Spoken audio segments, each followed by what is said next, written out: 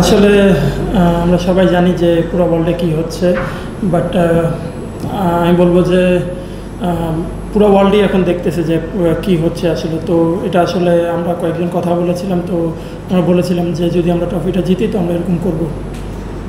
Captain আকবরের ক্যাবিনেটে আরও একটা ট্রফি জিতল। মানুষ ক্রিকেটাররা ব্যাটার হিসেবে পরিচিতি পায়, অলরাউন্ডার হিসেবে পরিচিতি পায়, বোলার হিসেবে পরিচিতি পায়। আকবর কি দেশের ক্রিকেটে ক্যাপ্টেন হিসেবে পরিচিতি পেল? না, আমার মনে হয় এরকম না ব্যাপারটা। প্রত্যেকটা প্লেয়ার আসলে আগে ব্যাটসম্যান, বোলার, ফিল্ডার, তারপরে আসলে ক্যাপ্টেনশিপ আসলে একটা অ্যাডিশনাল দায়িত্ব। এটা এরকম এত বড় কোনো বিষয় না যে আপনাকে এটা এমন কোনো কিছু গ্রান্টেড জিনিস না। বাট আমি ব্যাটসম্যান, আমি কিপার, এটা আমার গ্রান্টেড, তো এটা আমার সাথে সবসময় থাকবে। বাট আমি সব জায়গায় ক্যাপ্টেন থাকবো না। তো আমি বলবো যে প্লেয়ারই ফার্স্ট।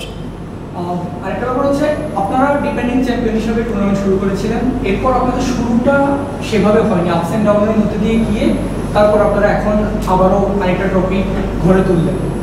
এই ডিসক্রাইবটা করবেন কীভাবে? আমি বলবো যে আমাদের গতবারের টুর্নামেন্টে আপনি যদি দেখেন, গতবার আমাদের মোস্টলি পেস বলাররাই পুরো টুর্নামেন্টে ভালো করেছিল এবং অবশ্যই সাথে ব্যাটসম্যানরা ছিল এবং স্পিনাররা সাপোর্টিং রোলটা প্লে করেছিল। বাট এই বছর যদি আপনি দেখেন, এই বছর অনেক কিছু চেঞ্জ হয়েছিল। আমরা টুর্নামেন্ট শুরুর আগে রেজওয়ানকে পাইনি, রেজওয়ান ইনজুরির জন্য আসতে পারেনি, আরিফ ভাই ফ্যামিলি ইস্যুর কারণে আসতে পারেনি। এরপরে আমরা মুশফিক, মুগ্ধ, সাকলাইন, তানভীর ভাই, এনাম ভাই, এইসব বেশ কিছু প্লেয়ারকে ইনজুরির কারণে হারিয়েছি। তো এইটা আসলে খুব ভালো লাগার বিষয় আমার কাছে যে এতগুলো প্লেয়ারকে আমরা পাইনি, তারপরেও আমরা নতুন যারা আসছে, যারা তাদের স্থানে খেলতে আসছে, বেশ কিছু প্লেয়ার ছিল এবার যারা নতুন খেলতে আসছে। আপনি বলতে পারেন ইকবাল, অঙ্কন, অনিক সরকার প্রথমবার খেলতে আসছে। হাশেম ভাই গত বছরও ছিল, বাট এই বছর উনি যেরকম তার কনসিস্টেন্সি দেখিয়েছেন পুরো টুর্নামেন্টে, আমি বলবো যে এটা খুব ভালো প্লাস পয়েন্ট ছিল। আর গতবারের থেকে এবার যদি বলেন যে ডিফারেন্সটা কোথায়, তাহলে আমি বলবো যে এবার স্পিনাররা মেইন রোলটা প্লে করেছে এবং পেস বলাররা আমি বলবো সাপোর্টিং রোল প্লে করেছে। ফাইনাল ম্যাচটা সেভাবে রানের যে খেলাটা আমরা আশা করি টি-20-তে সেভাবে হয়নি। আপনি যদি একটু বলেন, স্পিনারদের একটা আধিপত্য ছিল, ফাইনালও সেটাই দেখা গেছে প্রথম ওভার। আমরা চেয়েছিলাম অনেস্টলি যেহেতু টসে জিতে ফিল্ডিং নিয়েছিলাম, আমরা জানি যে সন্ধ্যা হয়ে গেলেই 5টার দিকে খেলা শুরু হচ্ছে, তো 1 ঘন্টাও সময় থাকবে না। আমরা জানতাম যে 35-40 মিনিট পরেই কুয়াশা পড়া শুরু হবে এবং ওই সময় স্পিনারদের বল গ্রিপ করা কঠিন হবে স্পিনারদের জন্য। তো প্ল্যান ছিল যে যত কুইকলি আমরা স্পিনারদেরকে শেষ করতে পারি এবং ওই জায়গাটায় অ্যাডভান্টেজ নিতে পারি। তো আমি বলবো যে স্পিনাররা সেটাই এক্সিকিউট করেছে। একটা বিষয় হচ্ছে যে ন্যাশনাল ক্রিকেট লিগ জিটিএনসিএল অনুষ্ঠিত হলো, সেটাতে কিন্তু একটা বিষয় থাকে যে আমরা হিট অ্যান্ড ট্রেজার, আমাদের যে আসলে তরুণ প্রজন্মকে তুলে নিয়ে আসা বা নতুন নতুন ক্রিকেটারকে তুলে নিয়ে আসা, আপনার দলে এরকম কাদের পারফরমেন্স আপনার কাছে মনে হয় যে তারা আসলে আগামীতে দেশকে সার্ভিস করতে পারবে বা হয়তো লং টাইম ভালো কিছু করতে পারবে, এরকম কি মনে হয়েছে? এবং টিম স্পিরিটের জায়গাটা, যেমন আমার সহকর্মী বলছিলেন যে প্রথম দিকে হয়তো ভালো খেলেছেন আপনারা, কিন্তু মাঝখানে আপনাদের একটা আপস এন্ড ডাউন ছিল, তারপরে আবার যে কামব্যাক করে আজকে চ্যাম্পিয়ন হওয়া, এই রহস্যটা কি? আপনার সেকেন্ড কোয়েশ্চেন আগে আছি। আমি যদি বলি যে আমাদের টিম স্পিরিটের কথা, তাহলে আমি বলবো যে আমরা অবশ্যই টুর্নামেন্টটা খুব ভালোভাবে শুরু করতে পারিনি। আমরা এমন একটা সিচুয়েশনে ছিলাম লাস্ট ম্যাচে যে আমাদেরকে অনেক বড় ব্যবধানে জিততে হবে ঢাকা মেট্রোর সাথে। তো আমি যদি বলি ওই ম্যাচটা থেকে আমরা টানা 4টা ম্যাচ জিতলাম এবং খুব ভালো ভালো ম্যাচ জিতেছি।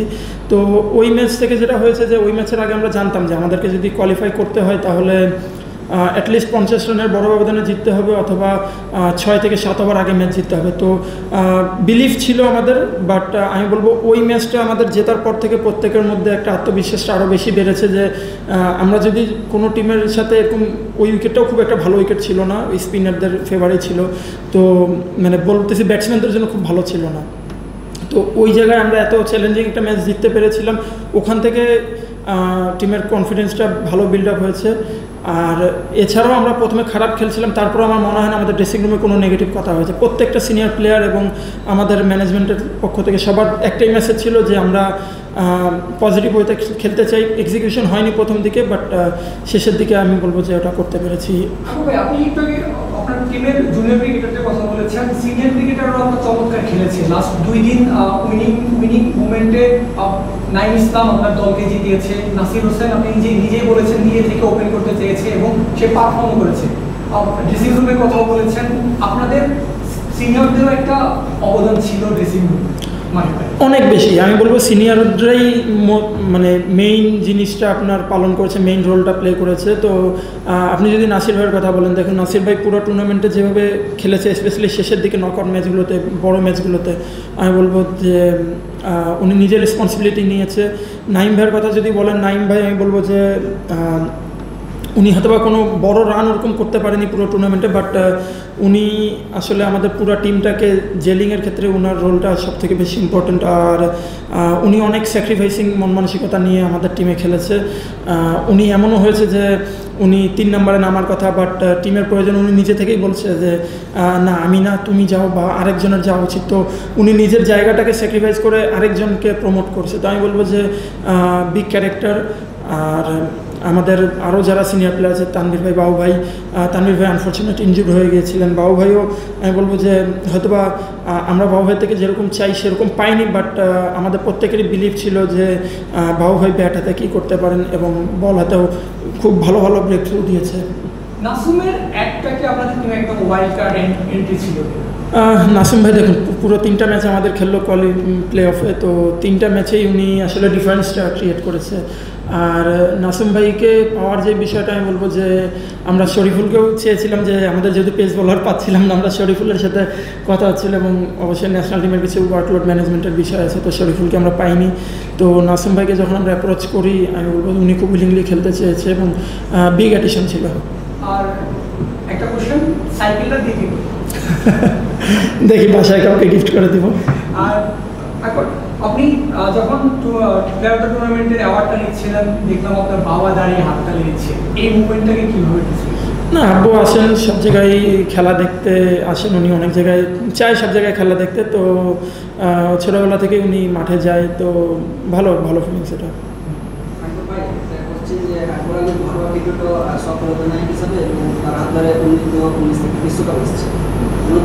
বিশ্বকাপ জয়ী আপনার সতীর্থরা আপনার সবাই জাতীয় দলে খেলছে, আপনি এখনো খেলতেন, আপনার